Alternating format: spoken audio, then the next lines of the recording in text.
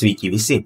Jūs žiūrite kanalą Bitai ir Baitai. Tai 82 pamoka, kurios metu mes kalbėsime apie tipą dictionary. Prieš pradedant, prašau paspauskite mygtukus like ir subscribe.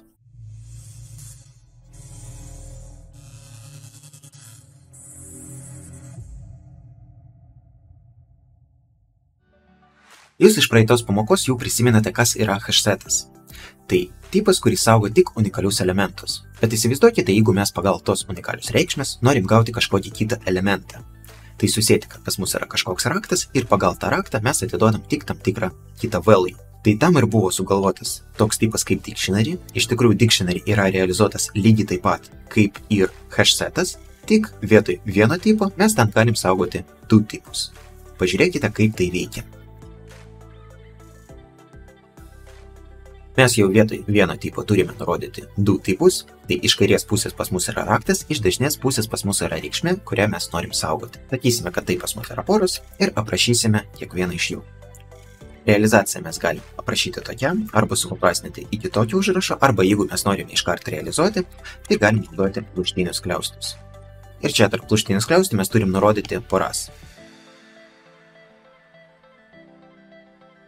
Tokiu būdu. Ir dabar mes galim praeiti pro visus tos elementus. Mes galim pasakyti, kad pas mus yra elementai nuo 0 iki 10 ir mes bandysime ištraukti tą elementą ir parašyti, koks jis pas mus yra. Ir kaip matote, mes gauname tą patį atsakymą. Ir jūs dabar galite pasakyti, kad lygiai tą patį dalyką mes galėjome padaryti ir su paprastu masyvu. Ir iš tikrųjų taip ir yra. Mes tokią realizaciją galėtume įkišti į paprastą masyvą, bet dictionary leidžia mums saugoti ir neigiamus raktus.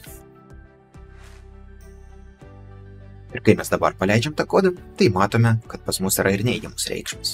Arba mes galim padaryti ir kitaip. Mes galim pakeisti vietomis mūsų intą ir stringą ir pasakyti, kad indeksatorius pas mus jau bus ne intas, o stringas. Ir dabar čia, vietoj tokio i, mes i konvertuosime iškart į stringą ir bandysime gauti pagal jau string reikšmę. Ir gauname pagal tą stringą kitą stringą. Tai paleidus tą kodą mes matome tą patį atsakymą, nors iš tikrųjų dabar iš kairės pusės tas tipas pas mus yra string. Lygiai taip pat mes galim pritaikyti ir for each ciklą. Ir jūs dabar dėl to var nematote, koks ten yra tipas, bet iš tikrųjų tai yra pora mūsų rakto ir reikšmės. Ir mes tai galim ištraukti. Tai aš galiu pasakyti console write line ir išvesime iš pradžių raktą ir tik po to išvesime value, kuris yra saugomas pagal tą raktą. Tai mes kreipiamės prie to pair, sakome, kad traukiam key ir po to traukiam value. Na ir iš tikrųjų gauname lygiai tą patį rezultatą. Tik matome, kad tas key čia yra string ir čia tas value irgi yra string. Ir mes galim saugoti bet kokį tipą, kurį tik norim. Vietoj tokio string aš galiu čia parašyti net hashsetą, kurį mes praėjome praeitą kartą. Ir tada realizacija atrodys taip.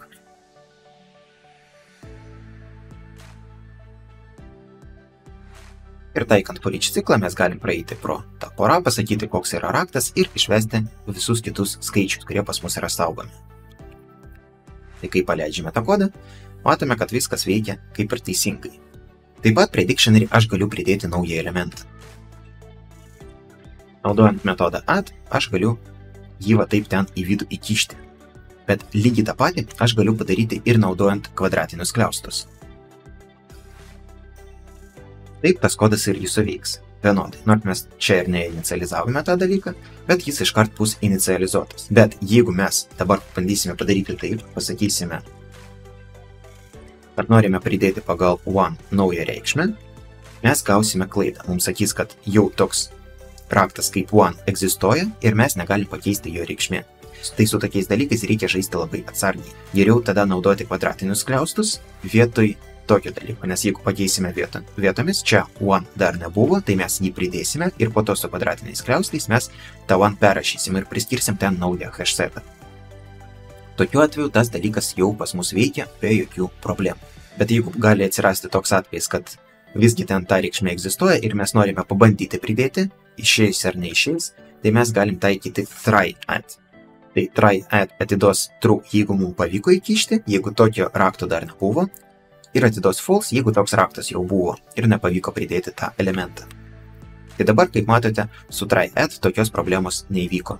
Pabandysime išspręsti paprastą uždavinį. Mes paimsime tekstą ir pažiūrėsime, kiek tame tekste yra skirtingų žodžių.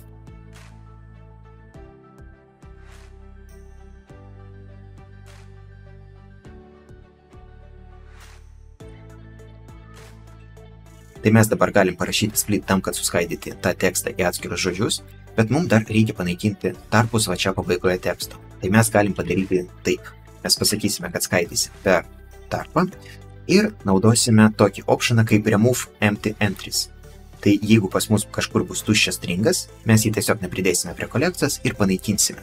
Ir dabar mes atliekam labai paprastą kodą. Mes žiūrime, jeigu toks raktas jau yra, kaip Word, tai mes sakome, kad pagal tą raktą mes didinam tą reikšmę. Bet jeigu tokio rakto dar nebuvo, tai mes sakysime, kad tą žodį mes pamatėme pirmą kartą ir pridėsime ten vienetą pagal tą raktą. Ir po to mums reikės tik praeiti su for each ciklu pro visus mūsų elementus ir pažiūrėti, koks yra raktas ir kiek kartų jis buvo pakartotas. Tai paleidus tą kodą, mes ir matome tą rezultatą.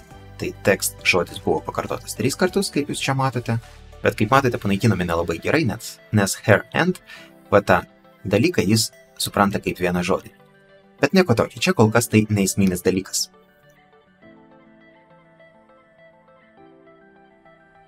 Aš galiu pabandyti ištraukti value, jeigu jis ten egzistuoja. Žiūrėsime, jeigu ten yra hello, tai į tą countą aš įrašysiu būtent tai, kas ten yra saugoma, naudojant out parametrą, kuris jums yra gerai žinomas. Ir tas countas pas mus bus 4. Bet pažiūrėsime dabar į world iš didžiosios raidės, tokio rakto ten nėra, tai countas bus pas mus įrašytas kaip 0. Ir mes gausime false, nes mums pasakys, kad tokios reikšmės ten viduj nėra. Na ir taip pat yra metodas clear, naudojant kurį mes galim panaikinti visus elementus iš mūsų kolekcijos. Ir kaip matote, pas mus buvo 3, bet po to, kai mes panaikinom visus elementus, pas mus liko 0 elementų. Ir mes taip pat galim saugoti savo klasės elementus ten.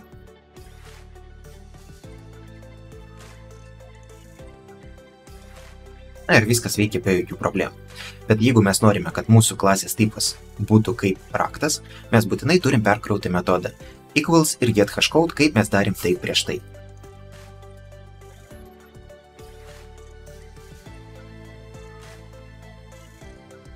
Ir dabar mes galim perrašyti tą dalyką. Ir viskas veiks be jokių problemų. Mes gauname A, B ir C. Bet jeigu tų metodų pas mus nebus, pas mus įvyks klaida. Nes tokie elementai pas mus neegzistuos kolekcijoje, jis nežinos, kaip palyginti tos dalykus. Bet kai yra tokie metodai, jis žino pagal kokią instrukciją, jis turi lyginti elementus ir žiūrėti, ar yra toks dalykas pas mus kode, ar nėra. Tai dabar jūs žinote, kaip veikia tipas dictionary. Jei norite užsakyti pamoką, galite tai padaryti paspaudus pirmą nuorodą video aprašyme. Ačiū, kad žiūrėjote. Lauksiu jūsų kitoje pamokoje.